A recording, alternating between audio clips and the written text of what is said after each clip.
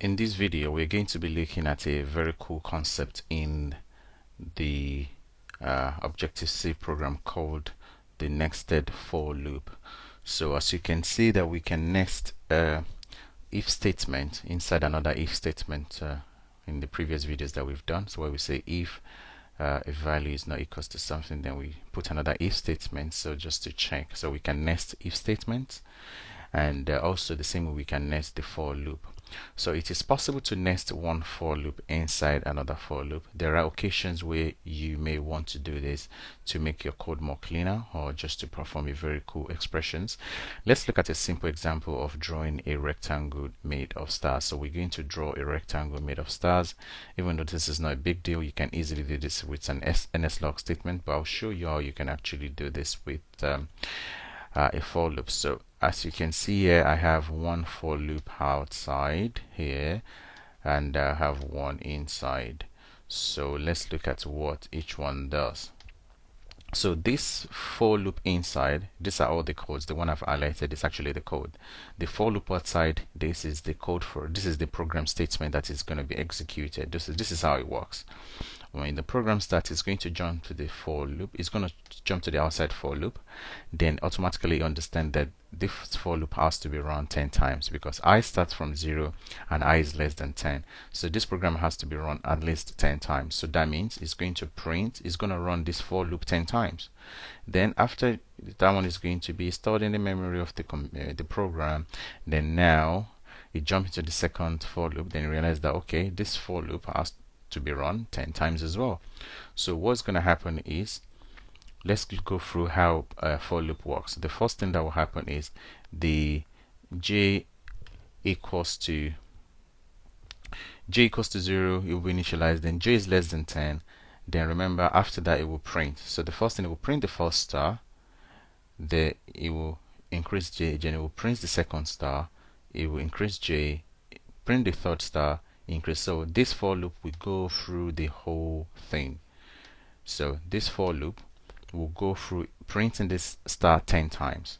So after printing this star 10 times, and then j becomes 10, where j is not less than 10, then this loop will terminate.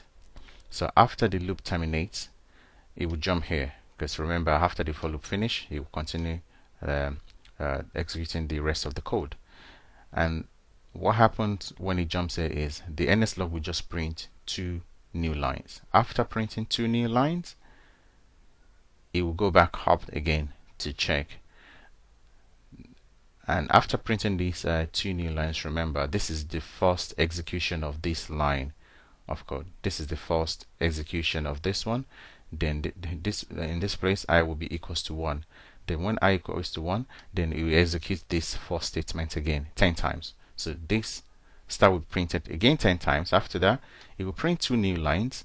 After that, I will be equals to 2. Then it will execute this for loop again. In this case, print it 10 times.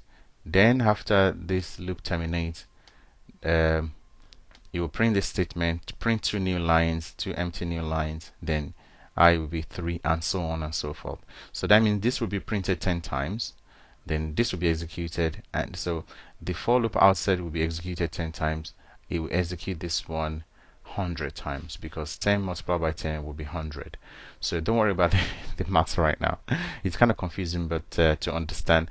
But if you can always use this star to, if anytime you get confused with for statement, just refer back to this code, and I can guarantee you're going to understand exactly what's going on. So let's run it so that you can actually see how it works. So as you can see, so the first time the outside loop goes through, it's going to run the inside loop 10 times. So it's going to print 10 times. Then it will print, after this one terminates, it will print these 2 new lines here. So these are 2 new lines.